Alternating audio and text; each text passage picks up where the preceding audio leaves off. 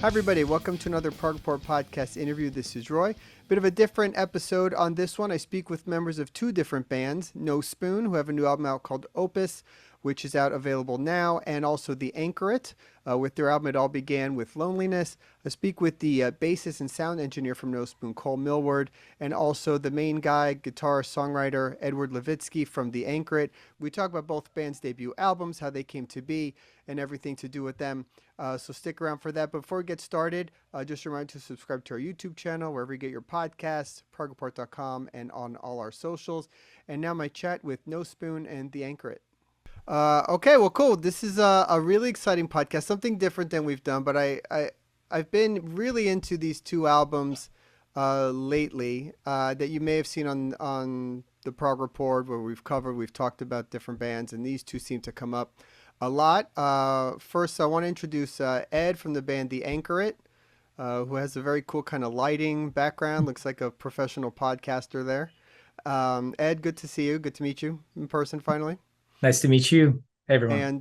And we have Cole from the band Nospūn. I have had people come to me and not know how to pronounce your guys' name so much. But that, again, that's another thing that's come up with a lot of bands this year. There's been a lot of new bands, a lot of new weird band names that people don't know how to pronounce, which has kind of been a fun thing to deal with. But it does look cool written. So Nospūn, your guys' album is called Opus. And that's out now on streaming. You have a Bandcamp page, and it's on Spotify and stuff like that. And Ed, your band, The Anchoret, the album is It All Began with Loneliness, which I love that title. It's killer.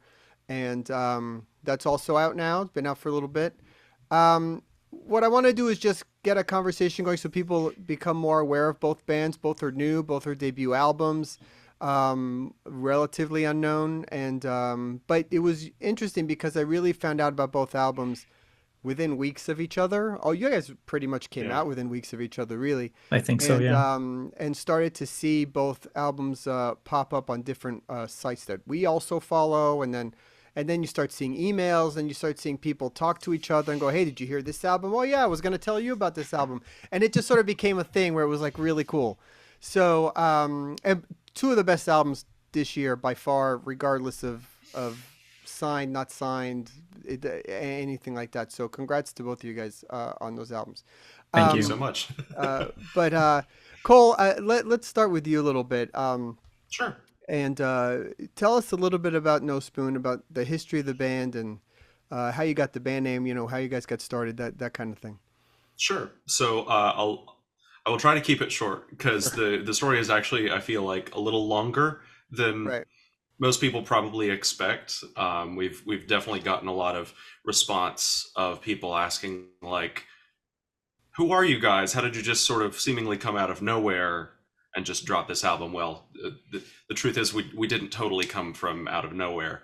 The core group of members, the four of us, have actually sort of been playing together in various iterations of this band for quite some time, like at least a decade. At this point, we all sort of met up when we were teenagers, met through like mutual friends, and did sort of the usual things that kids do when they first start a band and everything. Start writing, try to put together an album, realize that you really didn't like the album that you put out, start trying again, just learning from every mistake that you make, trying to improve upon it, try to make it better and better. We've gone through, part of the reason why Amazing we've sort of come out of nowhere is we've actually gone through a few different iterations of the band with different members and different names and things like that. But like I said, the core group of members have generally been a part of it this whole time. We did put out like an EP like in 2014. It was a while ago. And after we put that out was when we sort of started thinking about making a concept album. And we started writing it, started coming up with the concept, started gathering all of our demos together. And then over the next 7 years, we put all of that together, and we went through a whole bunch of lineup changes. We had a member who had to drop out for health reasons, someone who our singer got married and had a kid and had to take over like family responsibilities. Right. And, so we brought on other members, and some things worked out, other things didn't. But we always were just sort of working on the album throughout all of that time. And then sort of the last couple of those 7 years was spent with the actual recording and mixing and mastering process of that. And by the time we sort of got towards the end of that, we're like, this feels different. This album feels a little different from any of the other stuff we've worked on before. We really feel that we've learned a lot. We ended up coming back to sort of that core group of members. Our drummer, who had dropped out for health reasons, was able to come back as his health improved, which was wonderful. We're super happy about that. Our singer, who had to stop for family reasons, was able to come back. We realized that we had sort of captured sort of a special formula with that lineup. And we were like, we think this is it. Like, it's the core group of members, but something about this album feels different. We think we need to rename, we need to rebrand, just because this feels different from what we've done before. And so that was when we sort of started kicking around new names and new presentation of ourselves. So though it totally appears like we've just like new band, we've come out of nowhere with this album or whatever, the truth is we've already sort of gotten all of our sort of like learning from our mistakes out of the way under like other band names, so that we were ready to come forward and like really put our best foot forward under this name. And the response that we've gotten from that sort of surprise is sort of the reason that we wanted to do it, is so that it feels like more of a kick, that people haven't already had an expectation of who we are. As far as the band name goes, I firmly believe that like coming up with a band name is one of the hardest things that a band has to do. Writing music, no big deal. Like, as long as you've got a good, good chemistry with your members, writing music, not a problem. Coming up with a band name, totally different story. But we were looking for something that felt like a connection between all of us, so it wasn't just like one person coming up with a name and everyone else just going along with it. But we're all fans of like action sci-fi movies, and The Matrix is one of them. Huge fan of The Matrix. Beautiful. Yeah, I think you can maybe see where I'm going with this. Oh, There's yeah, the famous line, "There is no spoon," right? And that's sort of been like a constant, like it's become sort of an inside joke in the band and in my family for like a while. And so that one came up as a possible band name, but then we were like, well, but I feel like if people end up searching No Spoon, it's really going to fall by the wayside. Like, we won't even pop up on like the 3rd page of Google results. So we're like, I don't know, let's do something that makes it really easy to search us. Let's spell it weird. Let's, be the silly guys that we are and just come up with something really odd, No, I think that was a smart move. I mean, there's this band that's been around for a while. You may know them, Long Distance Calling. And I mean, I always go back to like that has to be the worst possible name, because you can't ever search them ever. You know what I mean? But totally. No, that's really cool. And I think the thing that struck me with your guys' album, and maybe this is part of the learning process, and Ed, maybe this was what you thought too when you heard it, was just the quality of the recording is outstandanding. It's probably the most polished album I've heard, really, and for a debut album. On a certain level, I'm happy you said you've been at it for a couple of years, because having an album this polished as a debut album is absolutely mind-blowing. I've never heard that. Yeah. Thank you so much. Yeah. I think that's what got people's attention. The songs are great and all that, but also most new bands, most debut bands aren't able to release something so crisp and perfectly mixed and perfectly mastered, and it really sounds like that. So then it's like, well, what are these guys doing then? Let me investigate more.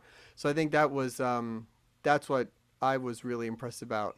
Well, you guys are just totally feeding my ego on this. Yeah, absolutely. It was you that did the recording, right? So I mean, kudos to whatever you recorded, mixed, and mastered. And I think I've spent hours searching for more information on Nospūn, and I'm like, no, these have been around the block 100%. I can hear it in the sound. There's no way that this is a debut album. So it kind of strokes my ego now a little bit more too, knowing that it's been years in the making, because I just don't know how to follow that up. No, believe you me, the first thing that I ever like recorded and mixed did not sound nearly as good. The learning to mix an album like this was part of what took that like 7 years. It was going into it with the mentality of like, you know, there are these albums that I've heard that are just like the best sounding metal albums that I've ever heard, and now that we're at this stage where really the ability to do all of that is all in the computer. I mean, yeah, there's like plugins to buy or whatever, but like we're far past the era of like where it requires access to like $1 million console and outboard gear and crazy microphones to be able to do this. Like a lot of it is all in you know, these digital tools. And so the only thing keeping us from having like a top album is the know-how and learning how to do it and the experience. And that so, resonates a lot. Absolutely. So actually, for both of you guys, I mean, was a lot of this just guitars run through, you know, amp simulators and all that kind of stuff? I mean, is that how you guys just record everything and it makes it so much easier? So what Cole said just resonated a lot, because I'm at the beginning of my journey for mixing and mastering and trying my luck at it. When I started with the Anchoret, I did not even have a sound card to start recording. So I was just buying gear as I went along. You know, I had these ideas. My first ideas, I even recorded a voicemail message to myself with the riffs I was playing. So I had no way of recording them. And then I played them back, and you kind of learn as you go along, because all these tools are, you know, sometimes even freely available. And you just, as I said, I'm at the beginning of my journey, and you explore things, and you've got this naivete to explore things, try new things, compare yourself to others. And I was just lucky enough to be mentored by, you know, amazing musicians like Andy Tillison and Sylvain Auclair, who's been all around the block. But I'm definitely at the beginning of this journey. I'm hoping that, you know, in 7-8 years, I get to be you know, just as good as you, Cole. That's the dream right now. Well, not to sell your album short, because it sounds amazing too, in a completely different way, but different instrumentation, different style. It's completely different. But let's talk a little bit about the Anchoret and which is, you know, mostly you. How did you get that thing started and put everything together? Sure. I think honestly, it was by obligation at that point in my life. With COVID happening, I just moved into a new city. I restarted my life. You know, the album is called "It All Began with Loneliness" because it really did begin there for me personally. I needed an outlet, a creative outlet. I've been playing around with the idea of bridging, you know, my love of prog rock, and I grew up listening to my dad's Genesis records, and you know. I always loved that, but I was always more embedded in the, you know, heavy metal scene and the black metal scene, and I've done a couple of those bands. And when I started proposing those black metal bands I've been part of, you know, the integration of maybe a clarinet or a saxophone, I had a hard no. So I took those ideas and I started developing them when I had no more excuses. I was in a place of loneliness. I was isolated at home, and, you know, started recording voicemail messages to myself. And those items grew and got layered, more and more layered. And I was looking for this, honestly, I was looking for this human connection, you know, and at my age, you can't really just go meet people and say, hi, would you like to be my friend? So I was trying to get to that human connection through music, get people talking about it, maybe find musicians who are like-minded, who would like to participate, to collaborate. And, you know, that album to me is, it shows my growth as a person. You know, it all began with loneliness, but it went somewhere, and that growth, that whole journey, I've put on paper, and I'm glad to be where I am today. Yeah. How did you end up with Andy Tillison on the record? So I think I got extremely lucky because of the situation that we were all in. I think a lot of musicians were looking for work, were more freely available. So through apps, through threads, through Facebook, through internet, it's such a big world out there. But the connections we can have through the internet might be scary a little bit. But I reached out, got lucky on every single person I reached out to actually was willing to collaborate. So I finished the demo. I made the best possible demo with the tools that I had and, through what I was learning. And I've sent those out to Andy Tillison, and he was gracious enough with his time to embark on this journey. And to me, Andy Tillison is prog rock royalty to me. So that was a big stroke of my ego, and that kind of gave me a little bit of a push, and a little bit of a push to kind of keep going. And that's one musician at a time embarked on the journey, and together we kind of collaborated, and it all began with Loneliness happened. Well, that's one guy that could totally appreciate a saxophone in the middle of a prog song and, that kind of stuff, which I love. I think that is so cool. The influences that you guys both bring, your bands bring, I mean, I hear from the Anchoret a lot of Opeth, Pink Floyd, Genesis, Tangent, like you were talking about. And then I think, Cole, Nospūn, I mean, is heavy Dream Theater, Haken, Porcupine Tree, like thing. I mean, is that right on? Am I right, off on base there with what I'm hearing? Yeah, absolutely. Well, how do you you're starting a band in this era, wherever the band started, but the albums are out in 2023.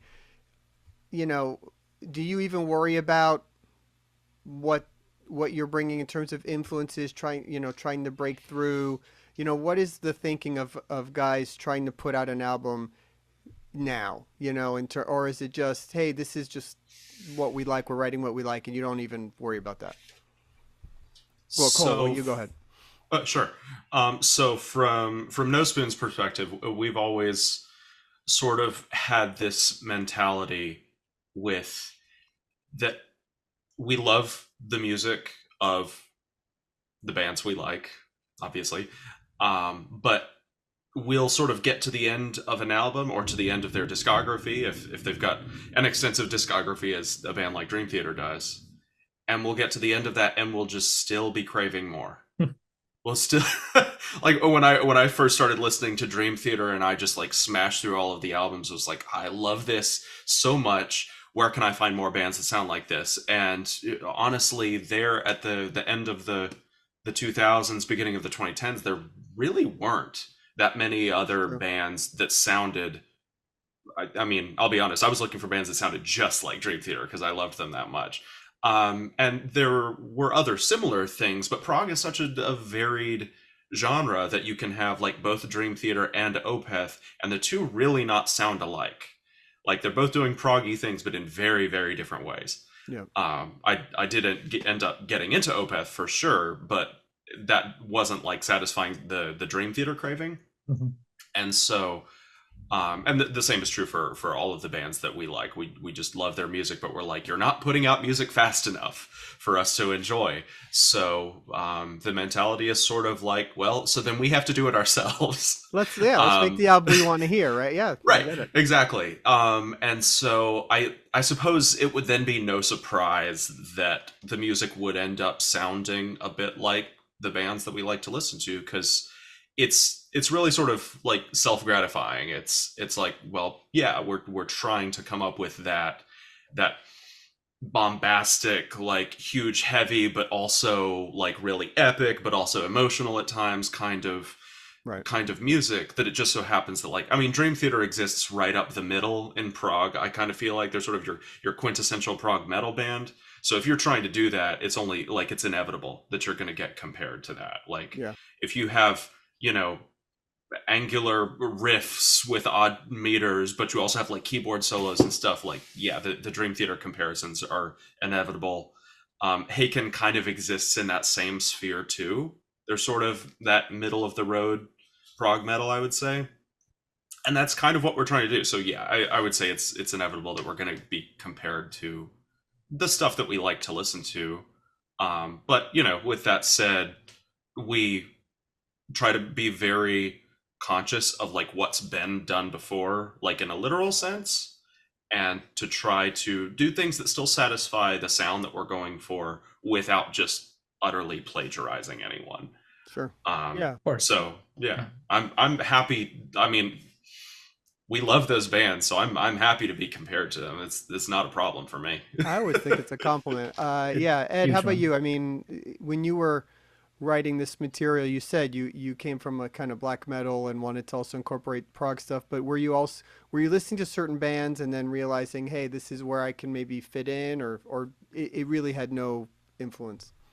Oh, well, actually, yes, quite a lot. So I left with my dad's discography in mind, right? And I kind of started going through all these albums, and there are always albums that stood out and were my best friends, growing up. And I always wanted to give like an homage to those albums, but there's a lot. So I decided to kind of write songs with the idea of, embedding DNA of a specific album, of a specific style that I liked into each song, intertwined with, all the other elements that I enjoy. So, for example, if you take a song with, I have gospel vocals, and the reason gospel vocals are there because I started with the vision. I wanted to find what would be the DNA of, Dark Side of the Moon. And I played around with that, mixing in my own influences, my own experiences into creating that song. Once that was done, I moved on and I tried to play around with, Crime of the Century,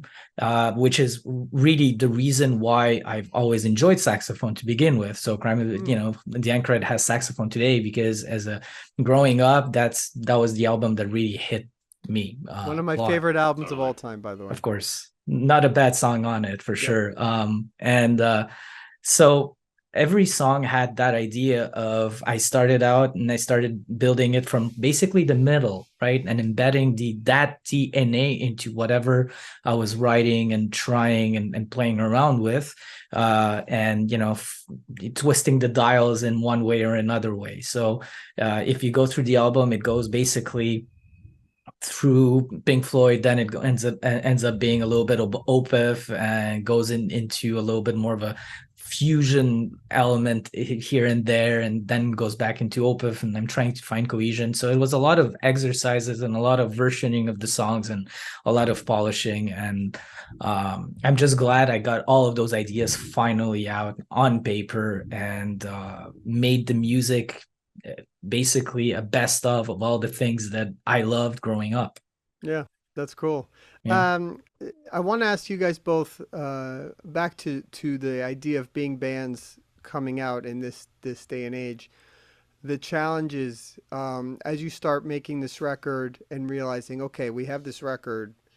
What do you do with it in 2023 to get people to hear it? So, what were your goals, and what is success in your eyes for a band like you guys starting out for now? All right.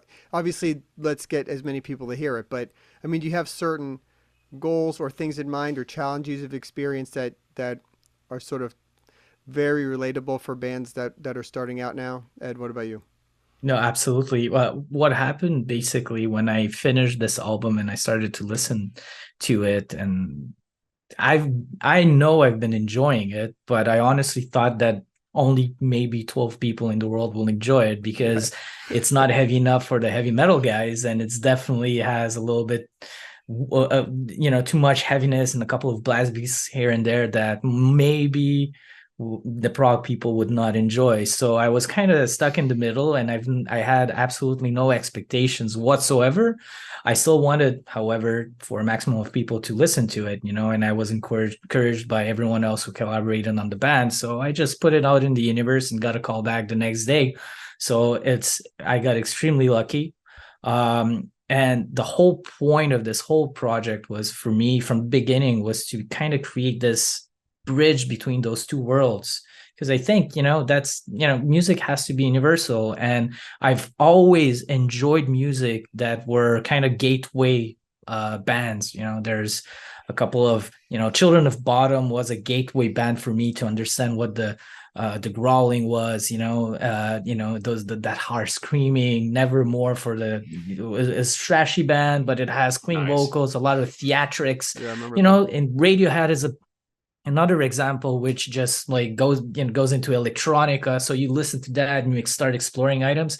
So my dream from the beginning with this album was to be somewhere in the middle, to become a bridge between those two worlds and bring those two together. Nice. Cole, how about you guys? Oh, that's really cool. No, that actually like really resonates with me, because there's, especially when you said like you were enjoying it but you weren't like really sure if too many other people would. Totally the same thing in our camp. Like I said earlier, like it took us 7 years from start to finish to get Opus to the point of being listenable, or to being a released album. And during that time it becomes really easy to get in your own head about it, and like, yeah, sure, the whole time like you're ideally enjoying what you're creating, because why would you create something that you don't like? Yeah. But you really do lose a sense for whether everyone else is going to like it too. You just get stuck in the studio, and it just sort of becomes this bubble of sort of echo chamber of opinions. And it's like, okay, yeah, sure, we love it, but has our taste just evolved in this such specific niche direction that we're going to release it, and like, I don't know, 12 other people are going to like it. Yeah. But it like kind of in line with that thought of how we're always just trying to like put out more music that we would want to listen to. I think we were always going to put out the album regardless of whether people liked it or not, for ourselves, just because we love the music. And it's kind of like, if no one else likes it, well, that's cool, that's fine. We're happy to have an album that we like at the end of the day. So now, of course, with that said, it's really cool to see other people like something that you've created. And I will say, throughout all of that time, like we've, in some of our older stuff, we went through a phase of like trying out like the harsh vocals and everything. We like music with that kind of stuff too. Like I'm a big Meshuggah fan myself, and that's all harsh vocals, right? So we've kind of gone through that, and obviously that has its own sort of like, I would say, slightly more limited appeal, right? I think probably the general listening audience tends to prefer melodic vocals. And we kind of decided with this album that we're like, well, do we want to have harsh vocals? Yes, no. It didn't really seem to make a difference to us. We were like, it's a toss-up. We can't, doesn't make a difference. So then let's just not, and see how far that gets us. I know for me personally, while we were trying to make the album, I was trying to think in terms of like, can we make an album that is satisfying to us artistically, while still be interesting to like perhaps a more like conservative listener, in the sense of someone who's maybe just used to listening to I don't know, like pop music or something. Like, can we still capture some of that interest? Or will we be so far down like the Prog route that that we're just totally inaccessible that way? And they'll be happy to hear this if they watch this later. My personal guide for that was my parents. I was kind of going into this thinking like, can I write an album that I think my parents will like, while still being interesting to me, right?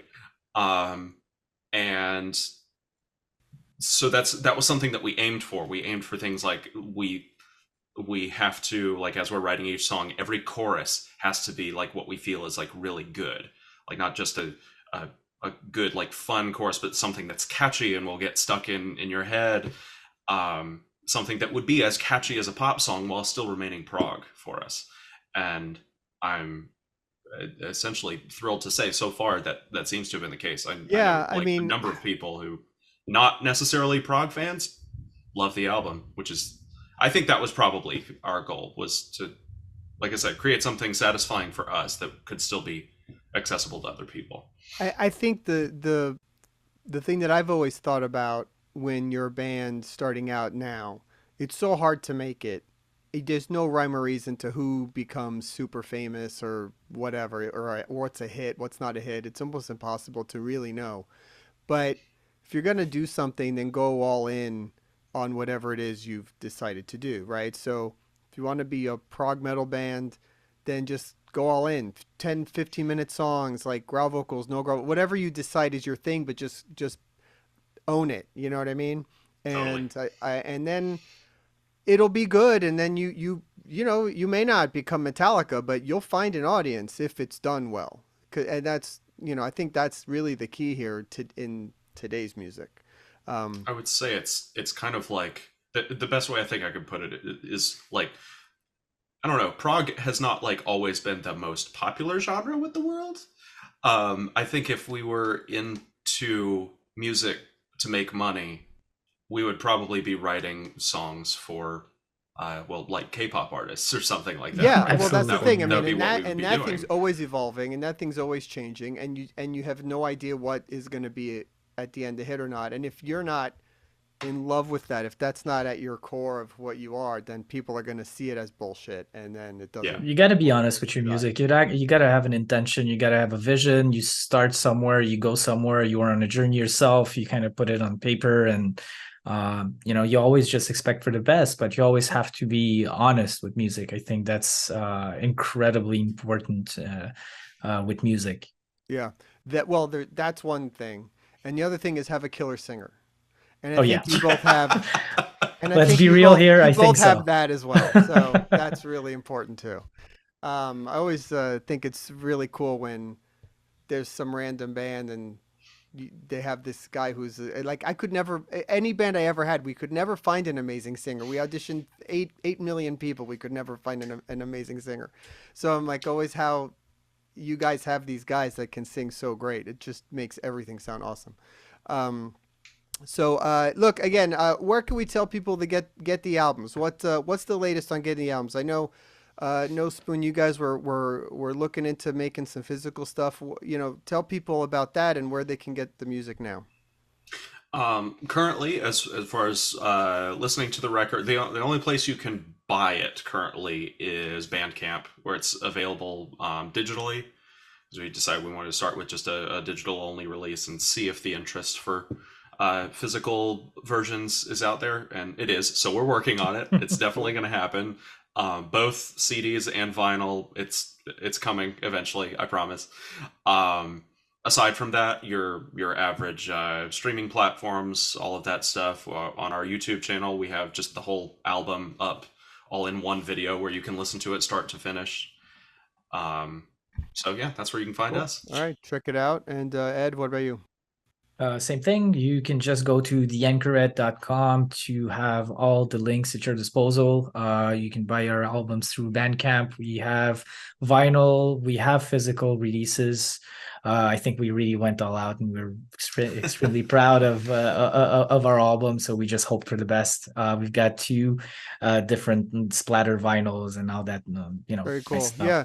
I've seen a lot of your Instagram promotional clips and videos like that. It's all done really well. So nice job on all that. It's very good stuff. I appreciate that. Thank you. Yeah, that's also cool. That's also another hat I was wearing in the band. Really? Yeah. Yeah, cool.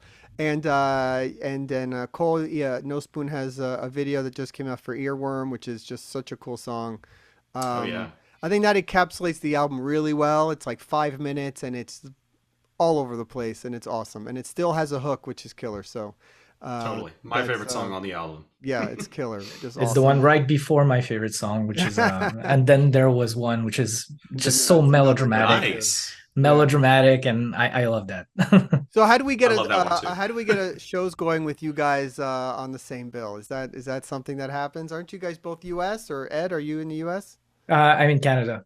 You're in Canada. Well, but still, that's close. We're on the same continent, so that works. We'll make it happen. Sold. Well, if we do that, let me know. We'll announce it here. How about that? Right cool. Listen, again, congrats, guys. Everybody, please go check out these guys, The Anchoret and Nospūn, both killer records. I'm sure you'll see them on our end of the year podcasts and all that stuff. We're big fans of them over here at the Prog Report. And Always subscribe to our YouTube channel, wherever you get your podcasts, progreport.com, and all that kind of stuff. And we'll see you all again soon. Thanks, guys. Thank you. Great. Thank you so much. Bye. Hey, thanks for watching. Don't forget to subscribe to our YouTube channel. Follow us wherever you get your podcasts. Check us out on all our socials and on progreport.com for all your news, interviews, reviews, and more. And we'll see you again real soon.